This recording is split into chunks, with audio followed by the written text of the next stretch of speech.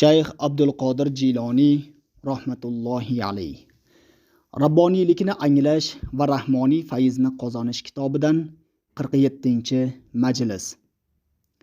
Shayx Abdul Qodir rahmatullohi alayhi Hijriy 545-yili Zulqa'da oyining seshanba kuni kechqurun madrasada shunday dedilar: Dunyo oxiratdan to'suvchi pardadir.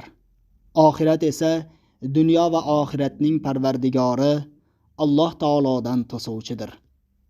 Har bir maxluq Xoliq azza va jalladan to'sadi. Xalqqa qul bo'lib qolma. Dunyoga ham, umuman Haq taolodan boshqa hech narsaga qul bo'lma. Toki Haq taolo huzuriga ruhing va sihatli zuhding bilan barcha narsadan ozod bo'lib, yolg'iz o'zidan ko'mak tilagan holda borgin. Agar qalbing va ruhing uning yo'liga kirib, Allohga yaqinlik hosil qilsang, sen tabib bo'libsan. Shu paytda xalqqa va dunyoga yuzlanishing ularning haqqi bo'ladi. Boylarning qo'lidan olib fuqarolariga bersang, bu sening ibodating, toating, sihating bo'ladi. Kimki shu sifat ila dunyoni olsa, unga zarar yetmas, balki unga salomatlik yetadi. Dunyoga qul bo'lmay, uning ustidan hukmronlik qilish bu avliyolar sifatidir. Buni farosat ahli tushunadi. Kimki najotga erishishni istasa, nafsi va molini Haq azza va jallaga bag'ishlasin va qalbidan dunyoni xamirdan qil sug'urgandek olib tashlasin. Ey farzand, sen dunyoga berilmagin. Dunyoning barchasi Allohning mulkidir.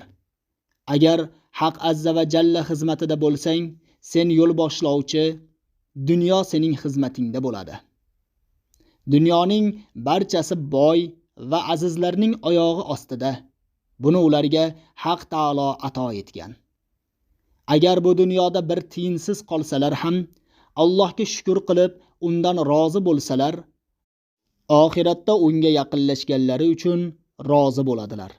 Ular Allohdan boshqa hech narsani talab qilmaydilar. Allohning valilari biladilarki, dunyo o'tkinchidir va uni talab qilmaydilar. Ular yana jannatning ne'matlari Allohdan aziz emasligini biladilar va buni ham talab qilmaydilar.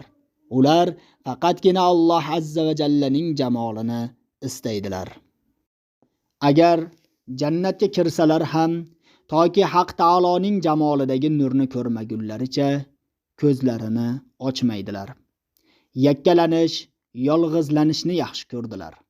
Kimning qalbi xalqdan va dunyodan tozalanmagan bo'lsa, u dunyodan qalbini uzib qanoatlanmaguncha payg'ambarlar, siddiqlar va solihlarga ergasha olmaydi. Agar ko'p mol talab qilishdan to'xtamasang, sen halok bo'lganlardansan. Hasan Basri roziyallohu anhu shunday der edi: Ilming va kaloming ila insonlarga va'z aytgin. Ey voyiz, odamlarga qalbing sofligi ila o'git ber. Ularga o'zingni chiroyli ko'rsatish uchun va'z qilmagin. Haq azza va jalla mu'minlarni yaratishdan oldin qalblariga iymonni yozib qo'ygan. Bu oldin bo'lgan. Unga suyanib qolish kerak emas, balki Allohga toat ibodat qilib, iymon va iqonga erishguncha jiddu jahdni ayamaslik kerak. Shoyatki Haq azza va jalla bizga charchoqsiz, mehnatsiz yaxshilik, rizq in'om etsa. Ey Robbimiz, bizga bu dunyoda ham yaxshilik ato qilgin, oxiratda ham yaxshilik ato etgin va bizni do'zax azobidan asragin. Baqara surasi 201-oyat. Shuning bilan 47-majlis nihoyasiga yetdi.